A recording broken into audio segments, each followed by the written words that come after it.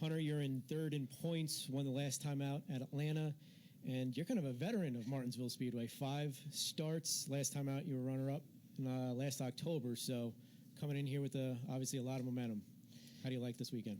Yeah, I feel very good about this weekend. I feel like we're very prepared. We built a great truck to come here. It's the truck that we were in here last fall and ended up finishing second. We would have won if I wouldn't have hit the curb. So can't thank all my guys enough.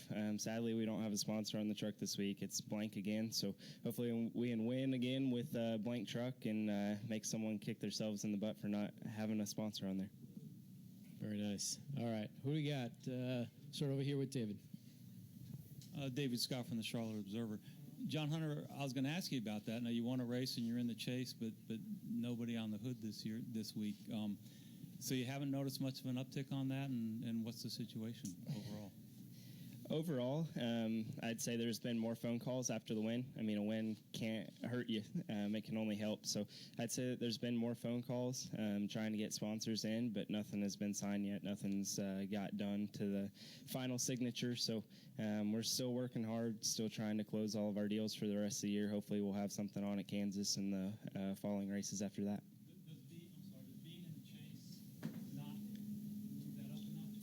I definitely think it does. To punch your ticket early, to be in the chase.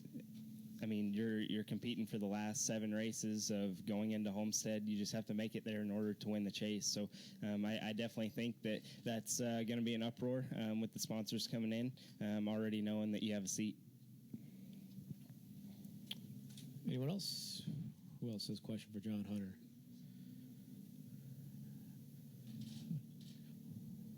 We'll go here to Matthew.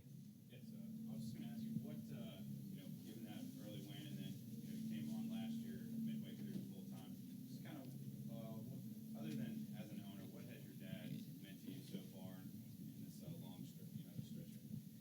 My dad's meant a lot to me, from all of his mentoring capabilities to a boss to a dad. He's pretty much all in one. He's taught me everything that I've learned. From him learning in a 20-year span, he's taught it to me in a 3 to 4 year span.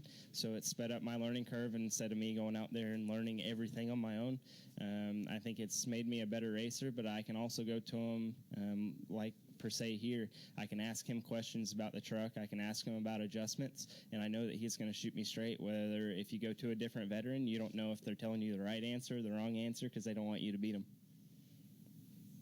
Matt Weaver, Racer.com. As a short tracker, this place is kind of unique compared to all short tracks. And you talk to guys like Jeff Gordon, Jimmy Johnson, Denny Hamlin, the greats, and they say that they had that learning curve here. Is there any track that you've been to in your super late model career that prepared you even for Martinsville? I really don't think so. Martinsville is unique on its own. The first time I came here when I made my debut, I had to kind of throw everything that I had learned in a super out the window except for rolling the corner and keeping momentum. Everything from that to here, I mean, it was a totally different scenario. I did have to go through a learning curve and learn in this place. It took me about 2 races, and then that third race, we were on top of it. We got our setups close, got our truck to where I could drive it. Like a super, if you were to race it here, you'd be easy on the brakes, wait until the end, and it's almost like the trucks. The harder you drive them, the better that they're going to drive. Any other questions for John Hunter? John, I got one more for you. Yep.